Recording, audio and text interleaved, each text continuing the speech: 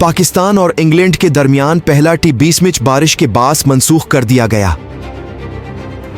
पाकिस्तान और इंग्लैंड के दरमियान 4 मैचेस पर मुश्तमिल सीरीज का पहला T20 मैच आज खेला जाना था।